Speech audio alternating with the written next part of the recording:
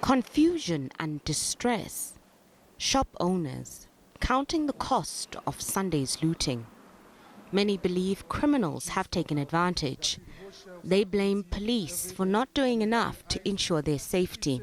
I don't think it's xenophobia, it's just a pure criminal act. Because even some South Africans, they are breaking their shops as well. So look at everything, look at the way they just damaged the shop. Like someone's investment that took maybe about 500,000 to 600,000 rands to start up, then under 2 hours it just burnt down like that, and the police, the government, they are not doing anything. I feel this is a political, somebody's influencing this criminal to do this act. I like to destroy the image of the government or one way or the other, because I don't see why cops will actually be seeing crime being perpetrated and they can't do anything. Police continue to deny that their measures are inadequate. They believe a criminal group is behind the looting and violence in the CBD. Police intelligence are on the grounds and they are collecting information. We now have an idea as to who are the people behind this, and we believe sooner or later those people will be arrested. The CRL says dialogue is critical. First is to evaluate the action, because action will speak louder than words. Second are the motives, what lies behind what is happening.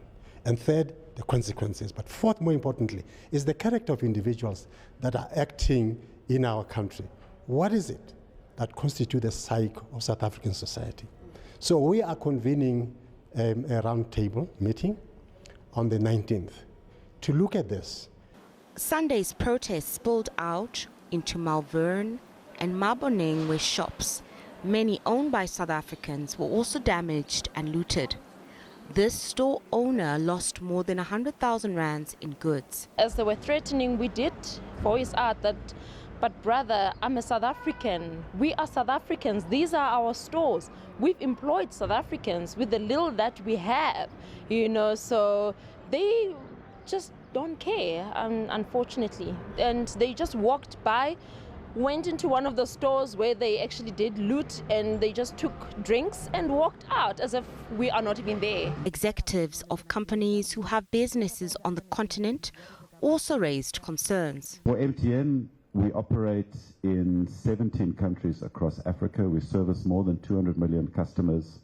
We're a believer in an integrated Africa, a vibrant Africa, connected Africa. We're believers in a safe Africa.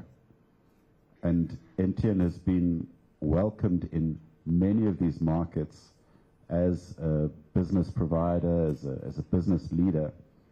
And it is just so important that we can also demonstrate that the citizens of these countries in South Africa are also safe.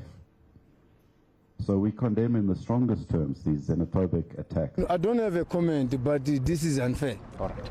Yeah, this is. We don't like to see this, and as a historical learner, we've learned about this, that it happened in past, and then other countries will maybe boycott us in terms of academic. Because as a student, I also want to study next year outside the country. But how am I going to study when this is happening in my country? So guys at home, if you like watching, can you guys please stop this? Because and young kids are seeing this, they will grow up traumatized. On Sunday, a few hours after the afternoon chaos, more violence occurred in the night in Malvern.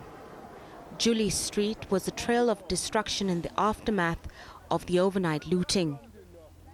Some of the shops and car dealership structures were set alight, allegedly by the looters. The rubble blocking the road made it difficult for fire engines to reach the scene. But the fires were eventually extinguished amid heavy police presence.